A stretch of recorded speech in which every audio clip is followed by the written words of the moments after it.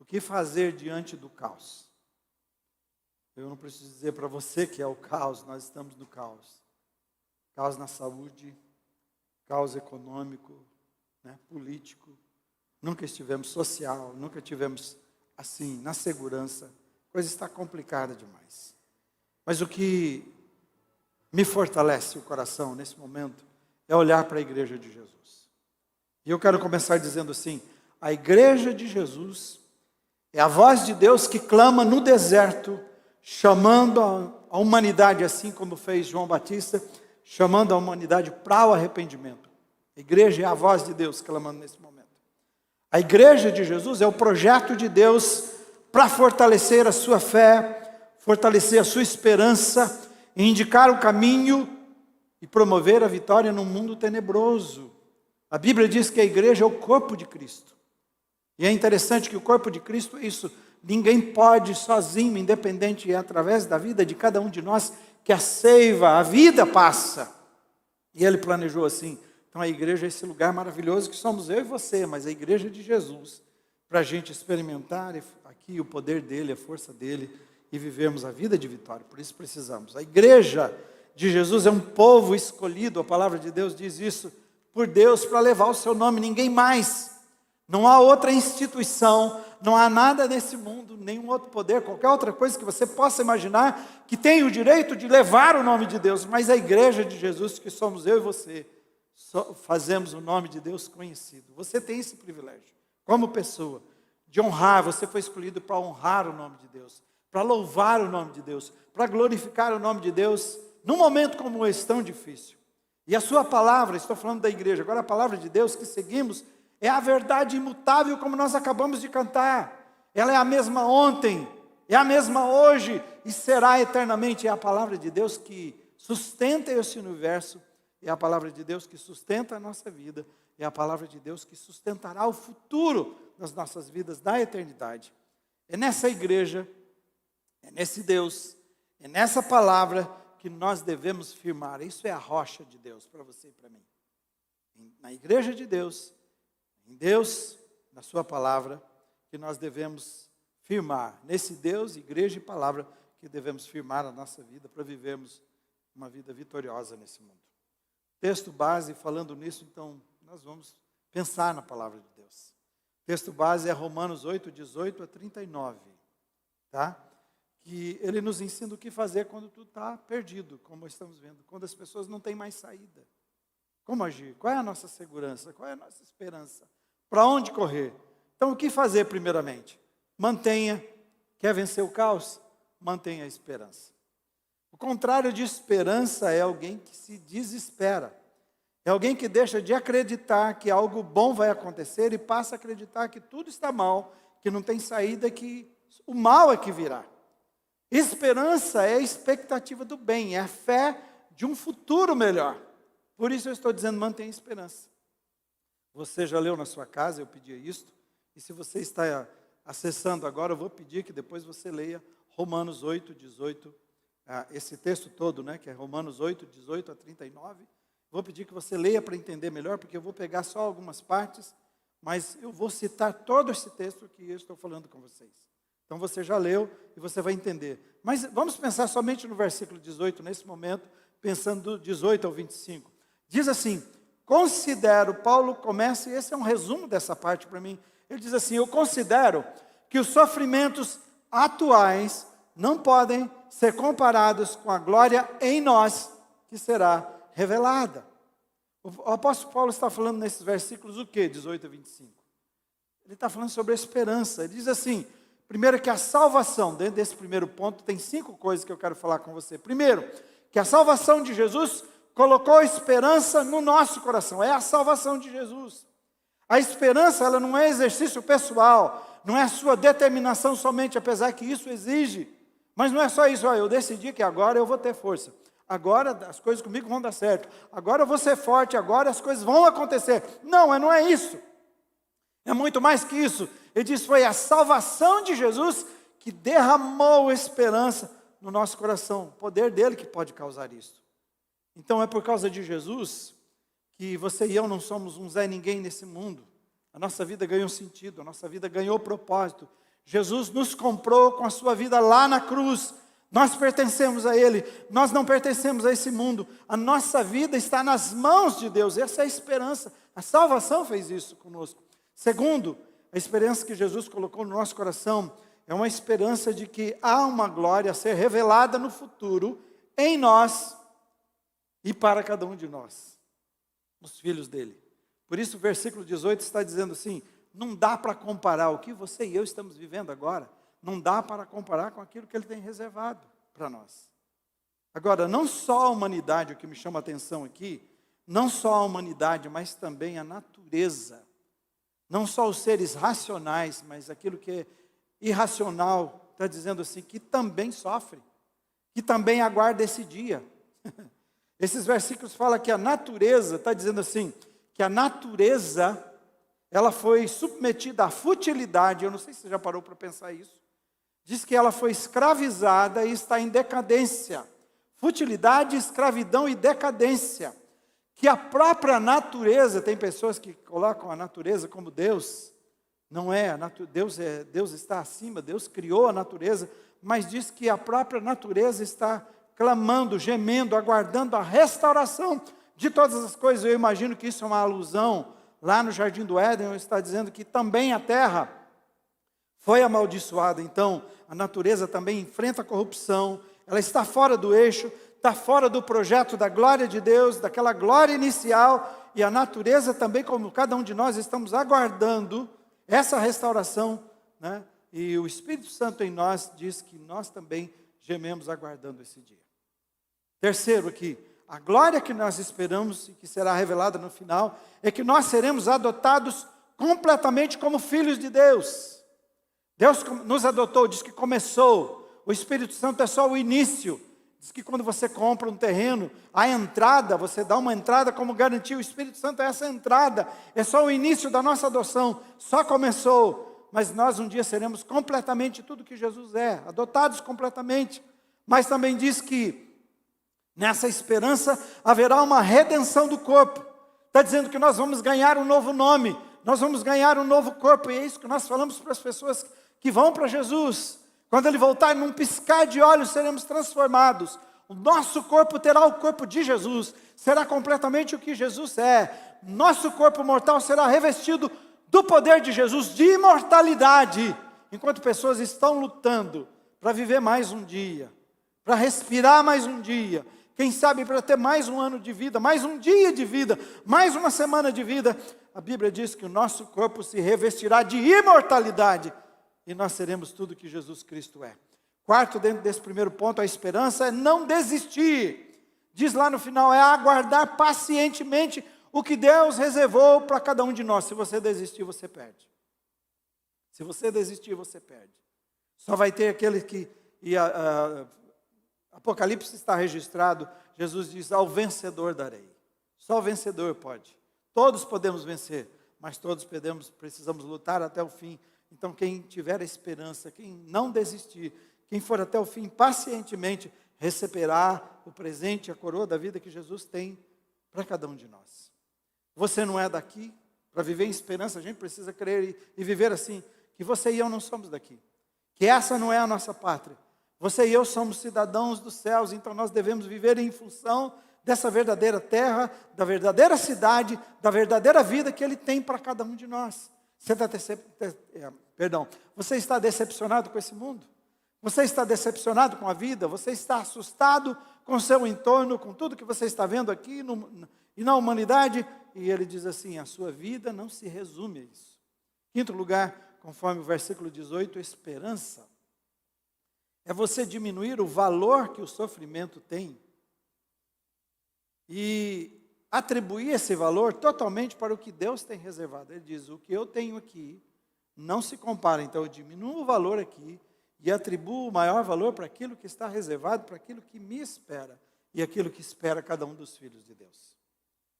Então eu resumiria para você aqui o seguinte, mude a direção dos seus olhos. Fixe os seus olhos naquilo que virá. Fixe no futuro maravilhoso que Deus tem preparado para você. Mantenha esperança, encha o seu coração de esperança. Segundo, o que fazer diante do caos? Conte com o seu intercessor. Eu segui esse texto. E lendo do início ao fim, essas palavras, o Espírito mostra isso no meu coração, encheu o meu coração com esta verdade. Primeiro, mantenha esperança, agora, conte com o seu intercessor. Olha, deixa eu alertar você para uma coisa. Assim como nós preste atenção nisso, assim como nós não conhecemos profundamente as pessoas que estão próximas de nós, e até aquelas que vivem conosco em nossas casas, também nós não temos o conhecimento do Espírito Santo que habita em nós e conosco. Pais têm sido surpreendidos porque de repente descobrem um relacionamento à escondida dos seus filhos, seja na escola, seja na faculdade, seja através da internet, do celular. Pai e mãe de repente estão apavorados. Meu Deus, um filho que mora com ele, uma filha que mora. Quantos perderam seus filhos por causa disso? Porque estavam juntos, mas não eram íntimos, não se conheciam. Maridos ou esposas que se surpreenderam, de repente, com uma realidade que viveu tantos anos ao lado de alguém que estava enganando, mas dormiam na mesma cama. Então isso prova que estar no mesmo lugar não é o mesmo que ser íntimo da pessoa. E o Espírito Santo habitar conosco, estar em nós, não significa que nós estamos aproveitando dessa intimidade. A intimidade, para mim, minha definição é desejar conhecer. Veja isso, intimidade vem de desejar conhecer e se dedicar em conhecer profundamente ao outro. Primeiro eu desejo te conhecer, e depois de desejar eu vou me aplicar a isto, eu vou dedicar a isto em conhecer profundamente a pessoa que está do meu lado, que vive comigo. Versículos 26 e 27 diz assim: da mesma forma, o Espírito nos ajuda em nossa fraqueza, pois não sabemos como orar, mas o próprio Espírito intercede por nós com gemidos inexprimíveis, e aquele que sonda os corações conhece a intenção do Espírito, porque o Espírito intercede pelos santos de acordo com a vontade de Deus. Então, falando em conhecer sobre o Espírito, vamos começar assim. Primeiro, com você, em sua vida, todos os dias, em todas as situações, você tem uma companhia. Saiba disto. Creia nisso. Quantas vezes nós queremos ligar para um amigo? Isso é importante, é especial. Quantas vezes nós queremos rasgar o nosso coração para alguém que precisávamos ter, que tivesse toda a confiança e segurança. Você tem alguém com você na sua companhia todos os dias. Você precisa crer nisto. E diz: enviarei o meu Espírito que estará convosco. Jesus estava dizendo. Mas mais que isso, não é só uma companhia. Diz assim que ele vive em você, no seu corpo. O Deus Espírito vive no seu corpo. Ele está com você, ele anda com você, mas ele habita com você, e a palavra de Deus diz: para que ele faz isso? O texto está dizendo assim: para socorrer você, para ajudar você na sua fraqueza. É por isso que ele habita, por isso ele está com você. O seu papel é representar você diante de Deus. Ele está dizendo, é para interceder.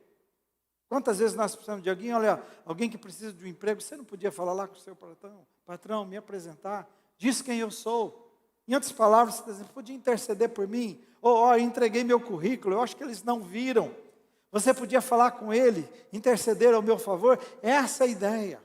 Só que a representação é aqui, qual que é? É diante de Deus, é com Deus. O Espírito Santo fala com Deus ao seu respeito. E aqui está dizendo assim que essa intercessão, ela não é um cara que foi lá, é o seguinte, eu tenho um amigo aí, quem sabe você poderia ajudá-lo? O que você acha? E você não sabe o que vai acontecer. Aqui não, está dizendo que a intercessão do Espírito que habita com você, que está com você, é tão profunda, porque diz que é um falar com Deus com gemidos inexprimíveis. Eu já tive a oportunidade de ver pessoas numa dor, numa angústia tão grande que ela só conseguia gemer de dor, e não saíam palavras, suas palavras não eram audíveis e nem perceptíveis e nem inteligíveis de tanta dor, era só dor, angústia. E está dizendo que esse envolvimento do Espírito Santo com você e comigo é tão profundo, é tal, que é desse jeito, né?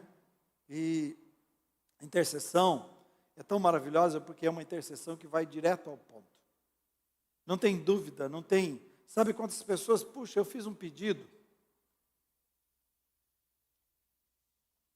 mas eu acho que eu escrevi errado ou mandei para o departamento errado. E quantas vezes nós ouvimos que e demorou e não vinha, por quê? Ah, puxa vida, você mandou para o lugar errado. Ou houve uma falha no que você fez aqui e você mandou. Então pensa num processo que alguém está defendendo e houve erro ao escrever esse processo, ao defender esse processo. Então manda de volta. Mas não é isso que acontece com Deus, com o Espírito Santo, o nosso intercessor. Porque ele conhece o coração. A intercessão do Espírito Santo diz que Deus conhece, o Espírito conhece o coração de Deus, Deus conhece o coração do Espírito. E não tem jeito, essa oração já está respondida. Porque é assim, Pai, o Israel agora clamou, o Nelson falou agora, mas olha, ele não soube pedir certo. Deixa eu falar com o Senhor, dizer o que realmente ele precisa. Essa é a ideia.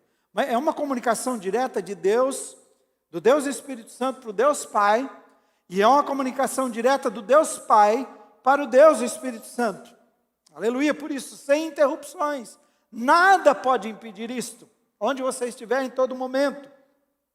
Então, quero dizer para você, creia e aproveite dessa bênção maravilhosa, que é ter um amigo verdadeiro, fiel a você, totalmente à sua disposição,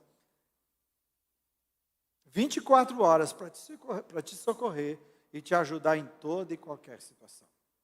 Então aproveite para rasgar o seu coração para Ele, para conversar com Ele, para andar com Ele, para contar com Ele em todas as situações. Então conte com seu intercessor, o Deus Espírito Santo que habita com você e vive em você.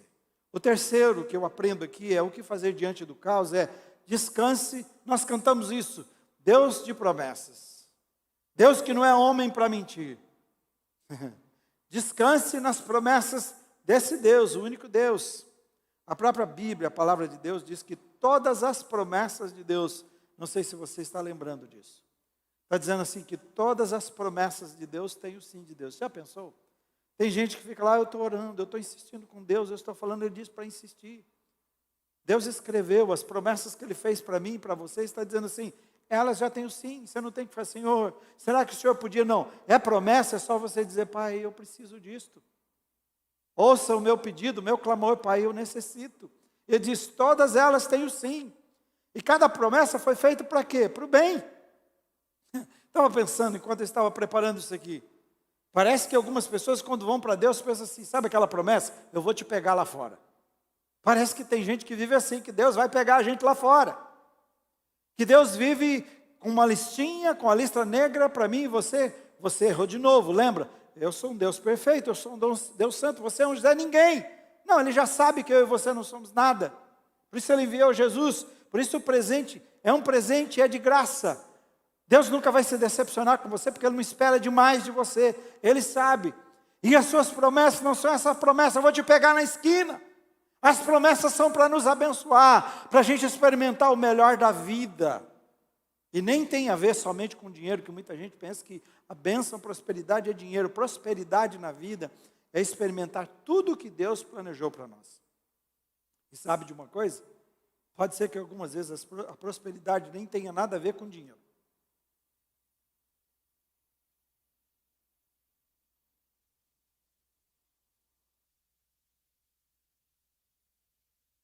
Prosperidade é quando a gente tem um relacionamento tão profundo com Deus e tão íntimo com Ele, em que a nossa vida toda é abençoada, emocional, física, espiritual, relacional, aí sim. Aí pode ser que também esteja envolvido financeiro, mas isso não é assim que a gente mede. A gente mede tudo. Qual é o juramento que Deus faz para mim aqui nesse texto? Para mim e para você. No versículo 28 eu vou ler, diz assim, foi o que eu preguei domingo passado.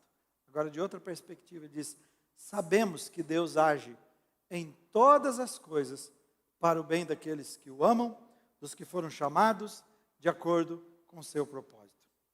A promessa de Deus aqui é, a verdade para o seu coração, o primeiro nenhuma situação da vida, mas nenhuma mesmo, virá até você com o fim de destruí-lo. Os versículos 29 a 30 explicam que Deus tem, porque é que Deus tem esse cuidado e interesse comigo e você que eu quero ver. Por que Ele tem? Por que Ele prometeu transformar todas as coisas? Quando tudo isso começa, Diz que Deus nos conheceu. Esses versículos estão dizendo, eu só vou citar para você. Que Deus nos conheceu antes da fundação do mundo. Faz alguma diferença para você? Para mim faz. Deus me conhecer antes da fundação do mundo, por que Ele poderia se interessar por um Zé Ninguém como eu? Por quê? Por que Ele se interessaria por mim? Quem sou eu para Ele se interessar? Quem sou eu para Ele prestar atenção? Quem é você para Ele dizer assim, antes da fundação do mundo eu te conheci? E quando a gente vai para o Salmo 139, ele diz assim, antes de você nascer eu escrevi cada um dos seus dias.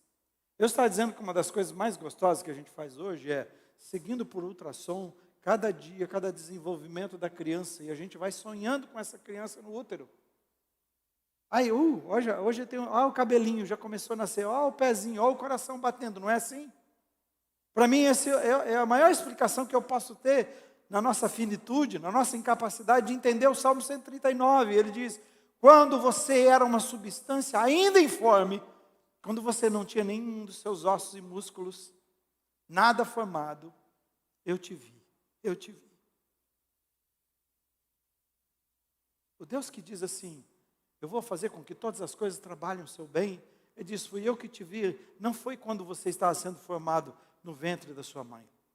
Ele diz, eu te vi quando, antes de criar o universo, eu já te vi. Eu já te conheci. Não é ninguém. Que antes da fundação do mundo, Ele também fez uma coisa, eu predestinei você. Eu planejei um destino para você.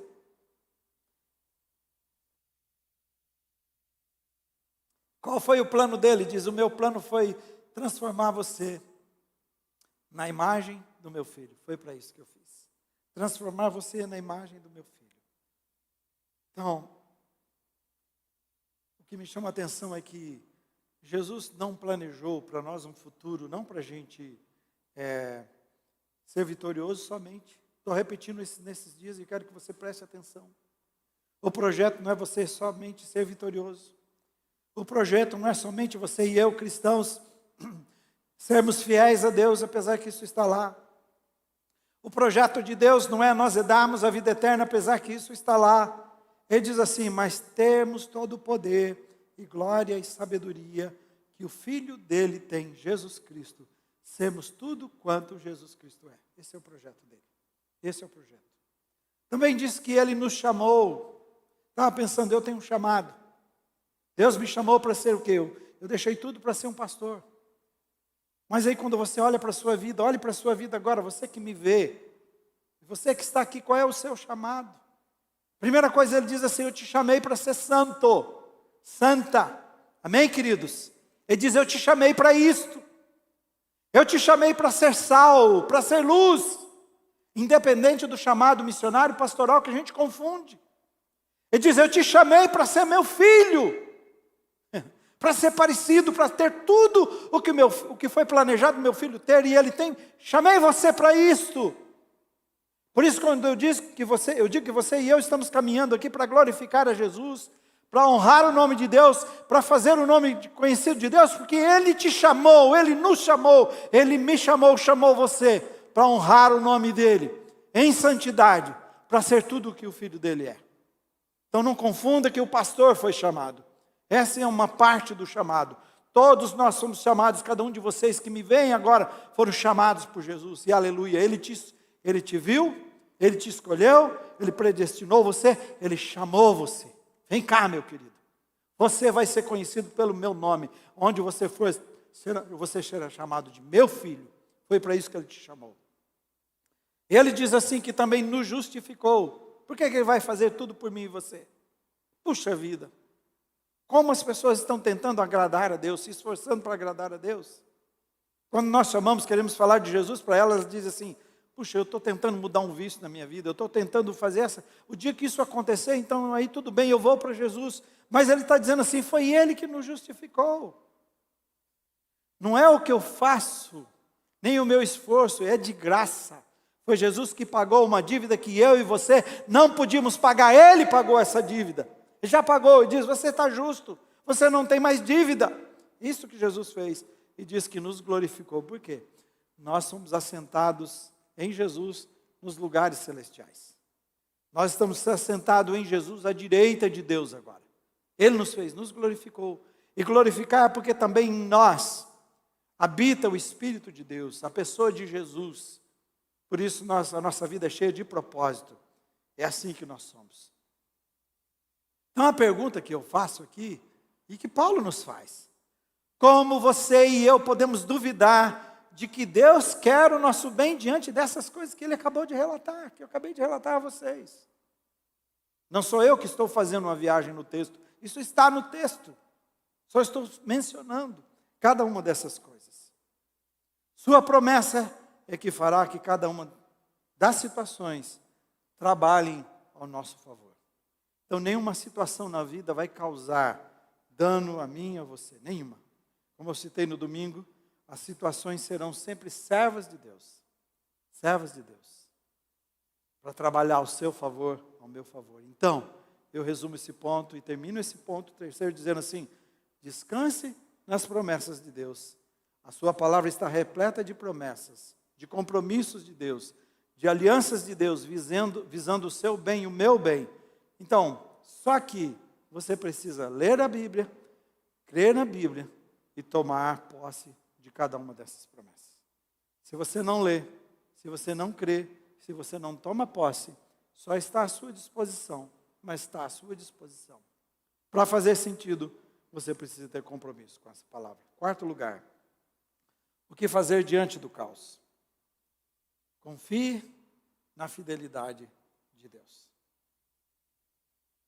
A base desse ponto são os versículos 31 a 36.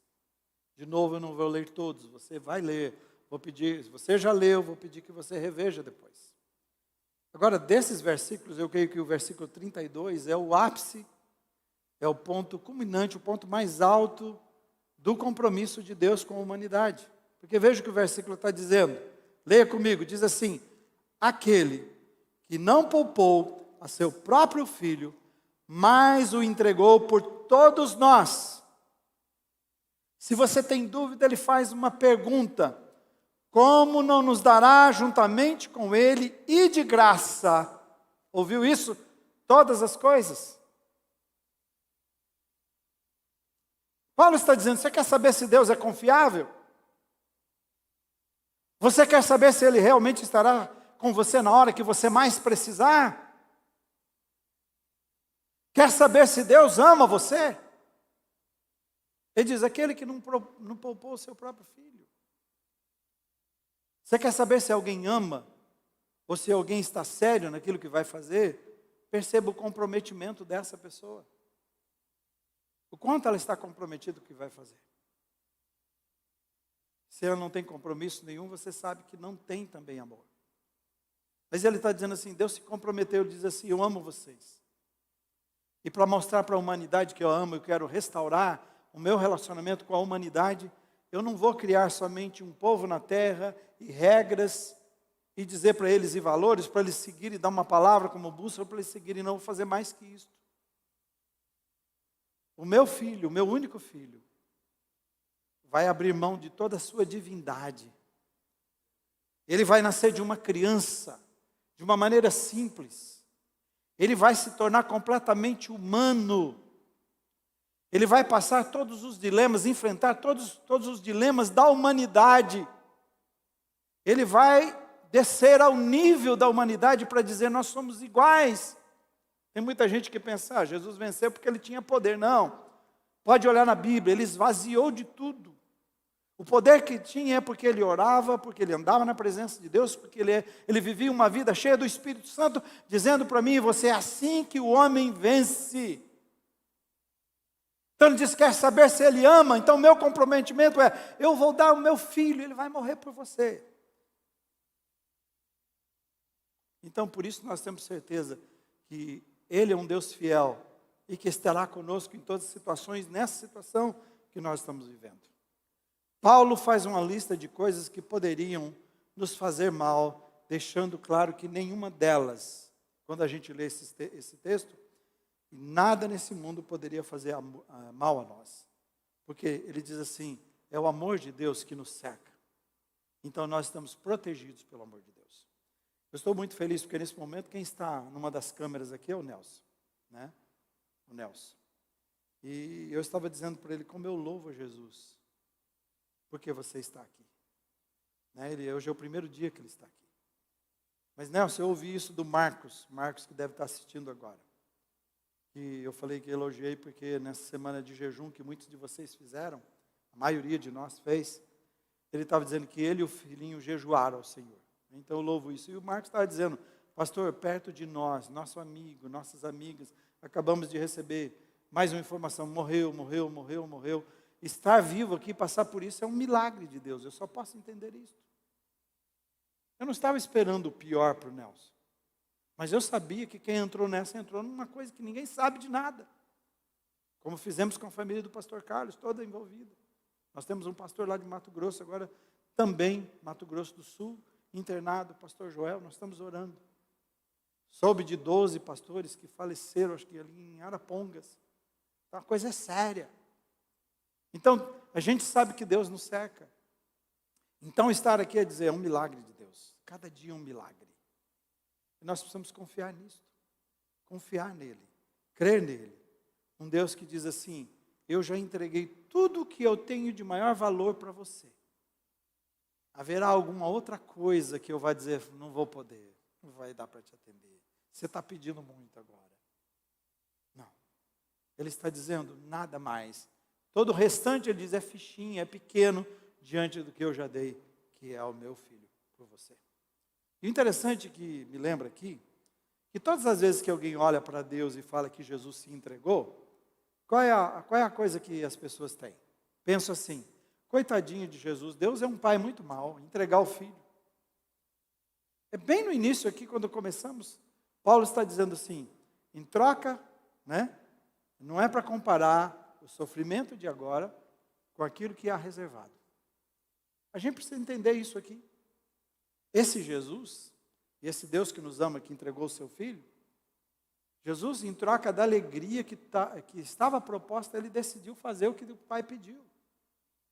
Ele foi voluntário, ele não foi obrigado.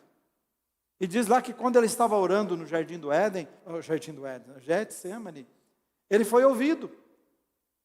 Mas Jesus faz uma das coisas mais importantes que nos ensina. Ele foi ouvido, e se eu entendi bem o que foi ouvido, tipo assim, Deus vai barrar isso tudo aí, vai fazer outra coisa. Mas imediatamente Jesus diz, Pai, contudo, não seja feita a minha vontade, mas a tua vontade. Então Deus seguiu o plano em frente. Seguiu o plano, porque diz que ele tinha sido ouvido. Pai, passa de mim esse cálice. Mas é se possível.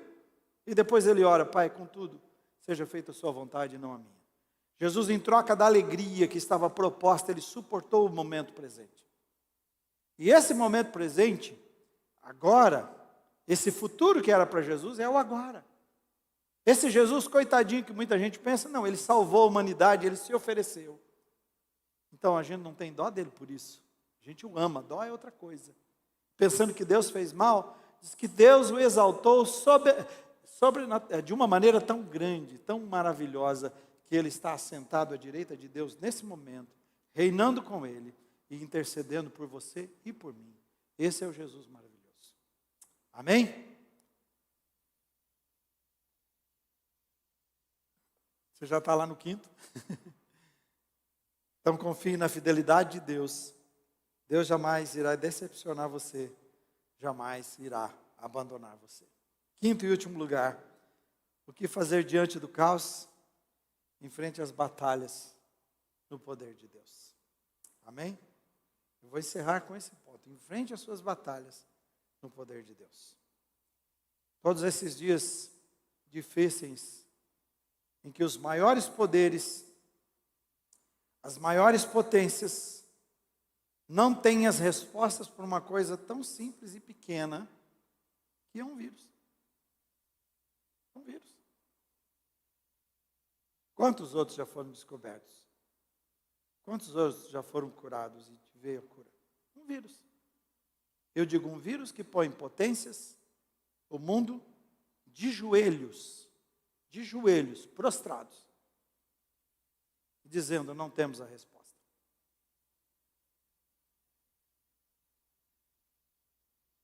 para mim, Deus está chamando o nosso coração de volta para Ele. E não pense que eu estou falando de pessoas que não têm Jesus. Deus está chamando a sua igreja de volta para Ele.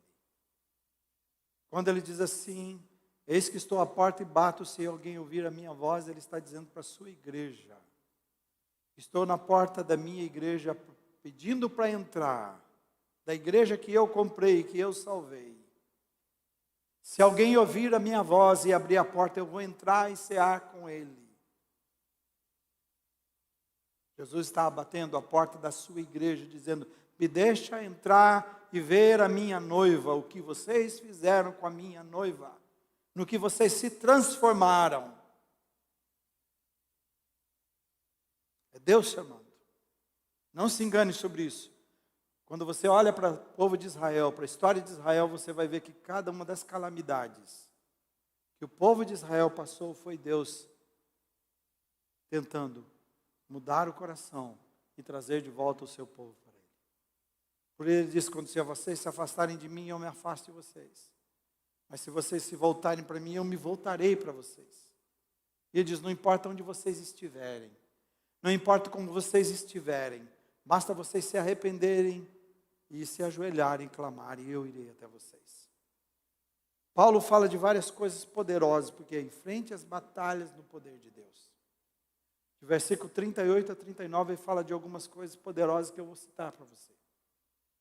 Ele fala do poder da morte, do poder das dificuldades da vida que tem sobre nós, que exerce sobre nós, o poder dos anjos e demônios, o poder que o medo do presente causa sobre nós. Quanta gente está assustada agora. O poder do medo do futuro, ou o medo de qualquer poder desconhecido, porque ele chega a dizer isso, né? Tem muita gente que pensa em extraterrestres. Dizem que os Estados Unidos está liberando coisas lá que prova que existe. Então, se existir, o que isso poderia nos causar? Os filmes sempre mostram o que eles fazem de mal para a gente. Então isso está na mente do povo. Ele diz: qualquer outro poder, não importa se você tiver medo. O medo, será que podem me levar de um lugar tão longe, ao poder, tão longe que isso me afaste de Deus e Deus não esteja lá? Ou ele diz: o poder sobre levar a um lugar tão fundo, escondido, que Deus não possa ir. Ou diz: ou qualquer outra coisa da criação que ainda não saiba que exista. Ele diz assim: a resposta de Deus para o nosso coração, para todo esse dilema, ele fala o versículo 37. Ele diz: para todos esses poderes e medos, ele diz assim: mas, vamos ler juntos? Em todas essas coisas, somos mais que vencedores por meio daquele que nos amou.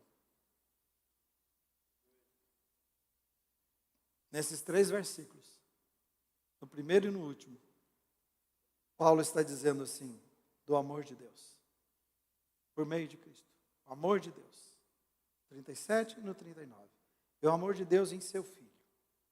Então, o que nos torna mais que vencedores em todas essas coisas, é viver no poder daquele que nos amou. Quantos de nós andamos na nossa força, no nosso poder, nas nossas habilidades? O próprio Paulo fala em Efésios 6, dizendo o seguinte, de uma armadura que nós devemos vestir de Deus. Ele diz que a gente veste essa armadura para enfrentar as ciladas do diabo. Assim como Deus usa situações difíceis, e Ele provoca também, a Bíblia diz que Satanás arma ciladas. E a gente não pode ignorar os desígnios dele. Todos os dias estão armadas ciladas para te pegar e me pegar. A gente não pode viver uma vida cristã de brincadeira. Mas ele diz assim, que também essa armadura é para enfrentar o dia mau. Ele diz, virão dias maus, nós estamos em dias maus. Sabe uma coisa que a gente não atentou? Nós estamos com medo do que nós estamos vivendo. Mas nós não passamos nada ainda, irmãos. Eu lamento dizer isso para você. Eu queria que isso acordasse você. Porque se você for lá para Hebreus 11, falando dos heróis da fé, Ele diz assim: vocês de bom grado aceitaram o espólio dos seus bens. Sabe o que é espólio dos seus bens? Não é perder o emprego. Não é diminuir salário. Ele está dizendo assim: vou ficar com o seu carro, vou ficar com a sua casa. Aí você fala: nossa, até isso você aguentaria? Mas ele diz, e quando a gente vê os missionários que estão passando, ele diz assim: se você negar Jesus, eu salvo a sua esposa e seu filho. Mas se você não negar Jesus, você vai ver seu filho e sua filha morrer na minha frente agora. Seu esposo e sua filha morrer na minha frente agora. Nós estivemos brincando de casinha espiritual até agora. Perdão, irmãos. Jesus está dizendo: chega de brincadeira. Vamos acordar. Voltem-se para mim. Tem muita gente aproveitando para gastar à vontade. Eu estou ganhando mais. Esse momento de pandemia para mim ficou melhor. Isso vai passar. Vai passar. Você está preparado para o que virá? E você que está sofrendo: meu Deus, a minha vida virou um desastre, eu não sei mais o que fazer. A Bíblia também disse: isso vai passar. Precisamos confiar nisto. Então só tem uma coisa que nos garante: é nos revestirmos do poder de Deus, da armadura de Deus que nos protege. A força e o poder de Deus se chamam, vou resumir em 3 coisas para você pensar. A força e o poder de Deus se chamam, primeiramente, Jesus na sua vida. Eu tenho Jesus. Tudo começa com Jesus. Ele está dizendo assim que tudo coopera para o bem daqueles que amam a Deus, são chamados segundo o seu propósito. Quem entrou num relacionamento com Jesus, começa por aí. Não viva a sua vida da sua maneira e longe de Deus e fique pedindo para Deus. Começa aí. Uma vida de vitória, um poder de Deus começa com Jesus entrando na sua vida e você tem que abrir o coração para Ele. Você fala: eu já tenho Jesus, então o segundo é uma vida de vitória, a intimidade diária com Ele, através de leitura, meditação, oração, jejum. Alguns de vocês não me responderam sobre jejum essa semana. Quem sabe daqui a pouco a gente está jejuando por você, por causa de algo que você está passando. Você não entendeu? Ninguém é obrigado a jejuar. Eu não estou obrigando, eu não vou mostrar para ninguém a lista, ela é minha só. Mas vamos falar a verdade, irmãos? Será que daqui a pouco eu não vou estar jejuando pelo que você está passando? Jejuar, orar, é nós nos unirmos e termos misericórdia daqueles irmãos que estão passando por dores que você não imagina. Isso é a igreja de Jesus. Assim que enfrentamos. Então, primeiro é Jesus, segundo é intimidade e o poder de Deus, em terceiro é dependência e obediência. Eu tenho Jesus na minha vida, eu ando com Jesus e agora eu faço o que Jesus fala. Isso é viver uma vida cheia do Espírito, em poder e enfrentando as situações. Então, enfrente as batalhas no poder de Deus. Você não pode sem Ele.